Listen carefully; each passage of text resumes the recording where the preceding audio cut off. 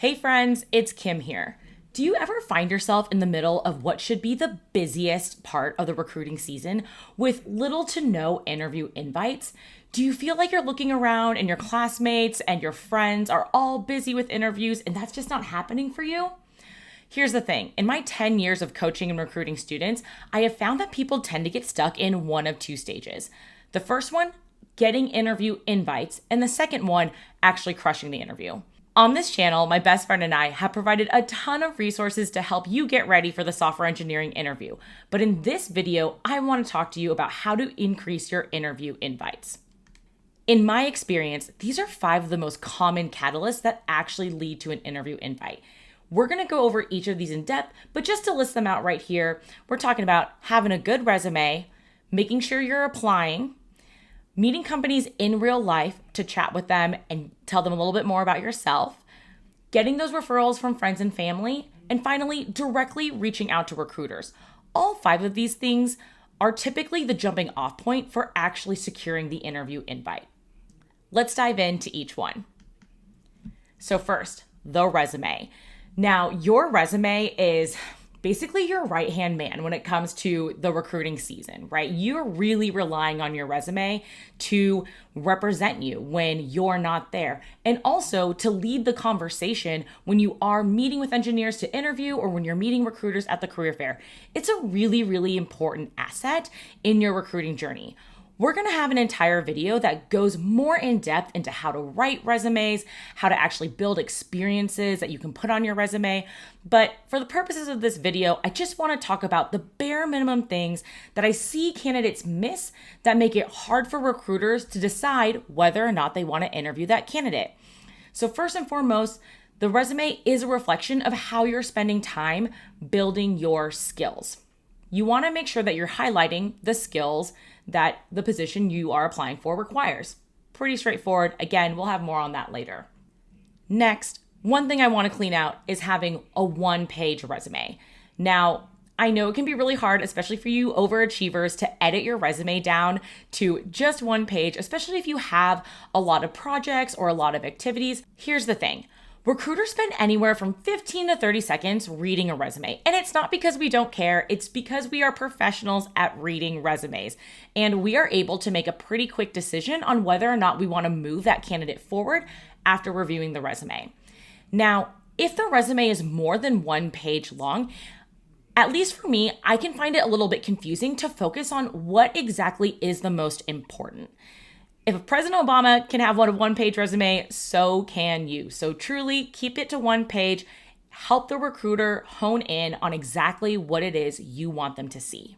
Next, you don't want to forget about contact information. This one might seem like an obvious duh, but one thing that I've noticed is students tend to have multiple emails and sometimes they don't list the one that's best for them.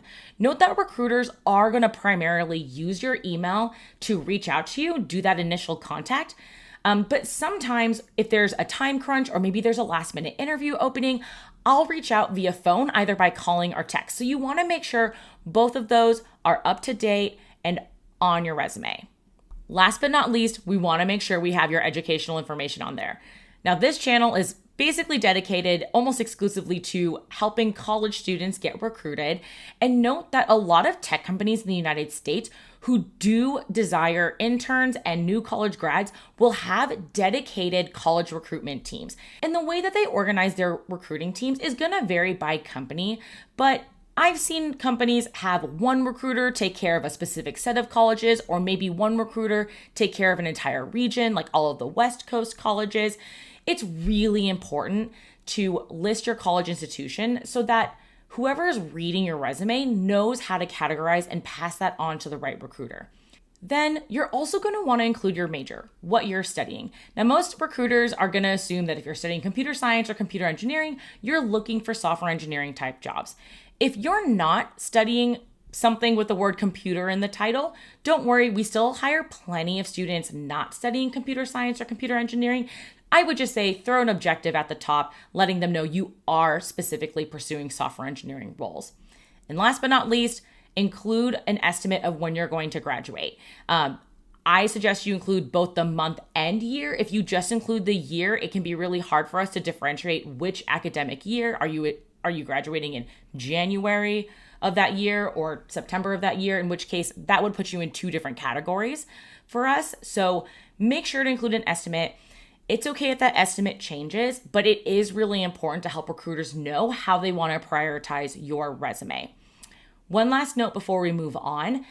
Recruiting for internships and new grad roles, it's a very just-in-time situation.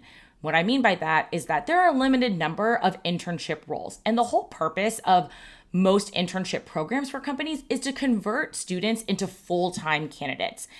It is the belief of most companies that students don't really want to do an internship at the same company twice. And so we're all typically prioritizing students who are closer in graduation or just have one summer left before they graduate in order to focus in on hiring you for that internship. We believe that you are more likely to sign a return offer if you don't have too much time left in school. So if you were a freshman or sophomore this last year and you didn't feel like you got a lot of traction on your applications, that's okay. That was probably intentional. Don't worry about it. Your time will definitely come. Now, once you have your resume, we're going to be applying. One of the most common pitfalls that I see students dealing with when it comes to fall recruiting is not applying to enough companies. On our channel, we recommend that you apply to at least 100 to ensure that you're casting your net wide enough to increase the chances of getting interviews. Now, you might be thinking, oh my gosh, 100 applications, that is so much. Well, don't worry, good news for you. When it comes to job applications for these tech jobs, a lot of times they only require a resume. Sometimes they'll leave a space for you to write a cover letter and upload it if you want, but it's not required. And for the most part, I haven't really seen recruiters really paying attention to cover letters unless it's like a policy at their company where they really, really want one, in which case they would require it. But honestly, 9 times out of 10, at least what I've seen, they just want your resume. So once you write it, you should be good to go to upload it. If you're kind of nervous about, hey, where am I going to find 100 jobs to apply to? There are hundreds, thousands of companies in the United States who are trying to hire college students into tech roles. You can use platforms like Google Search, LinkedIn is a really popular one, Handshake, those types of platforms that post jobs to find the different job postings that are available.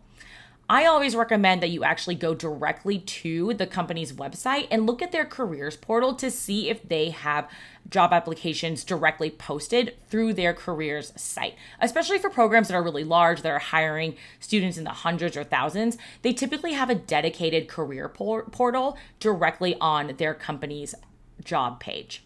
So this means you want to make sure that your profiles on all of these platforms are up to date with your most recent information and are easy to discover. You want to make it easy for recruiters to find you.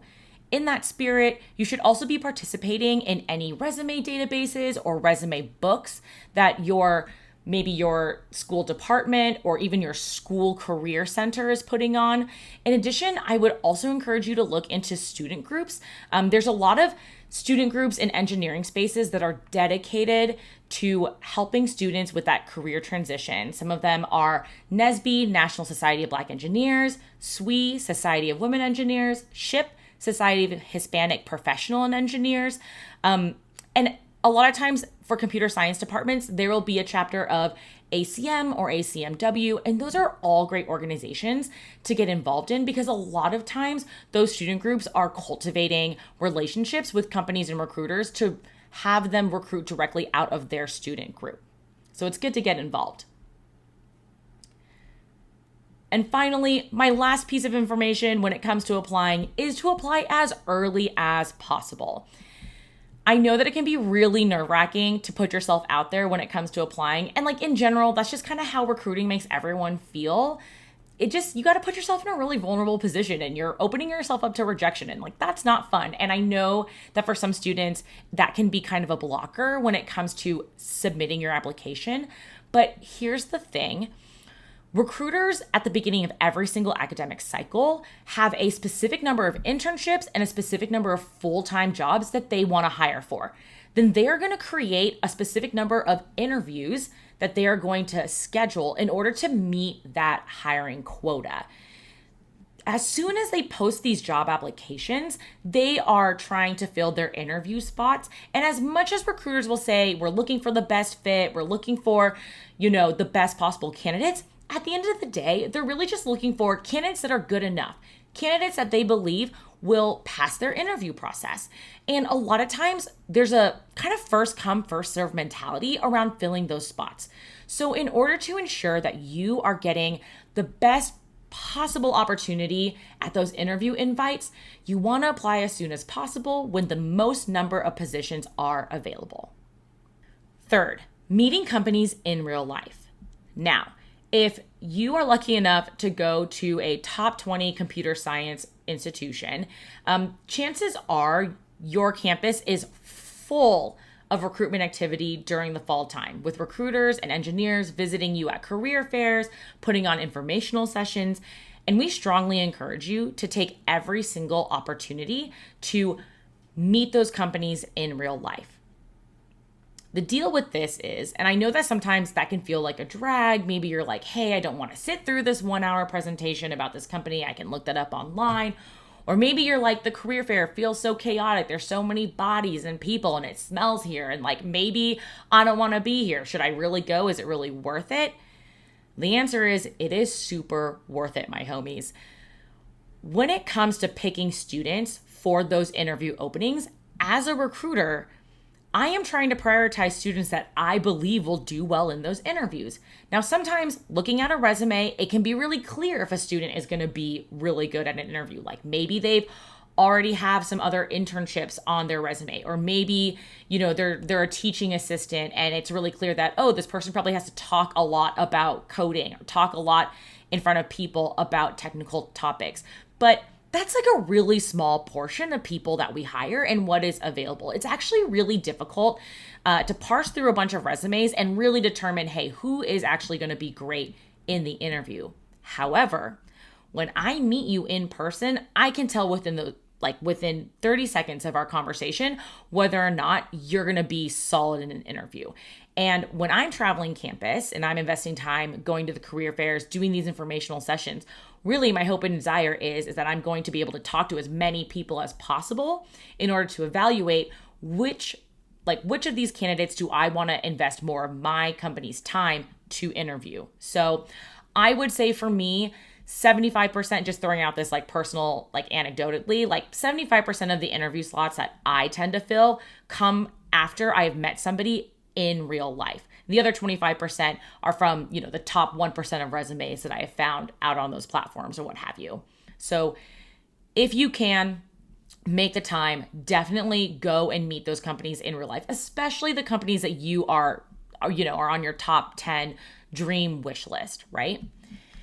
If you attend a school that's maybe not as well known, and so you don't have as much in-person recruitment activity happening on campus, if you have the resources, your next best bet is to attend one of the national STEM conferences that are happening in the fall. And there's one that happens in early March, because a lot of recruiters will attend those conferences in order to meet students. So the national STEM conferences that are the most popular would be the Grace Hopper Celebration of Computer Science that happens in September.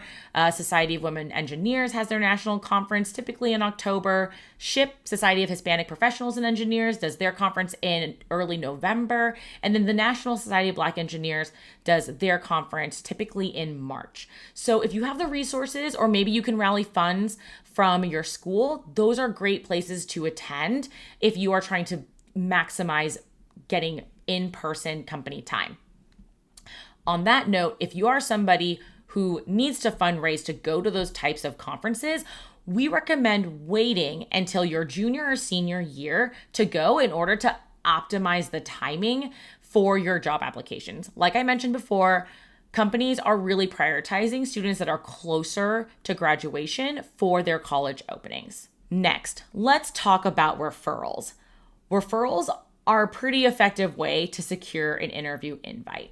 Essentially what's happening here is someone who's close to the recruiter or is known to the recruiter, like someone they've already hired, maybe a current employee or colleague, reaches out to them and recommends you or somebody that they know for some of the openings that are coming up in the current year. Now, like I said kind of previously, sometimes it's really hard for us to really know, like just based off of a resume, if this person is going to be awesome in the interview, be awesome for the company. And when somebody that we know and trust vouches for a particular candidate, we are going to pay closer attention to that candidate's application. Now, it's not like a guaranteed interview invite, but again, it's another way to boost your application. So listed here are all the different people that you can think of when you're thinking about, hey, who can refer me? Maybe it's a classmate that you've worked with on a project, or maybe in a student group that is currently working at a company that you're really excited about. Maybe you can reach out to them. Maybe it's a teaching assistant or a professor that you have a solid working relationship with, or maybe you've done a really great job showing up in their class and being really eager and being really focused. Or maybe you got a really good grade and that professor or teaching assistant happens to have connections at a company that you're really excited about. Those could be great folks to get a recommendation from. In addition, maybe alumni that you find on LinkedIn. I've actually have noticed that alumni that come from smaller schools or smaller programs are really, really eager to help out current students from their alma mater. So especially if you go to a small school, that can be a really, really good route for you to take. And just a tip for referrals, make it as easy as possible for that referrer to champion you. So provide them immediately with a copy of your most recent resume. Do some research on your own first to understand what job openings are available, and be really specific about the job you want them to tell the recruiter you are applying for.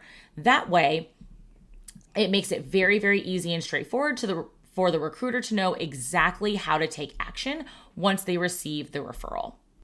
And the final catalyst that can lead to interview invites is shooting your shot directly with the recruiter. And by that, I mean directly emailing them or reaching out to them on LinkedIn. Now, I know that this part can be really intimidating. It's kind of weird it might feel kind of weird, right? To reach out to somebody you've never been introduced to before or have a direct connection with. And ultimately you're asking them to do something for you. And I get it. That can just feel weird. But I want to assure you that as a recruiter, I receive hundreds of these emails every single year from prospective candidates asking me to consider their job application. So just know going into it, it feels weird, but it's totally normal in our industry. Now, the goal here is, of course, ultimately to get that interview invite. But really what we're doing when we're reaching out to recruiters in this respect is hoping that a decision maker who is deciding whether or not someone is going to get an interview is spending time actually reviewing your application. Now, as a recruiter, we get pretty busy. We can't always read every single email or every single application that comes through. But I would say most of the recruiters, most of my colleagues are doing a pretty good job of getting through their email inboxes. And even if you don't receive a reply, let's say 7 times out of 10, someone is actually reading the email. So it's always worth it to just send it out. And again, it's just like when you apply to a dozen applications, you're just casting your net wide. Now, one thing about this is you want to make sure that you're not being too annoying, or you want to avoid coming off as entitled. So I always encourage students to send one email in one season. If you don't get a reply, waiting at least 2 weeks, but I would say even waiting 3 weeks to a month before you do a follow-up is recommended.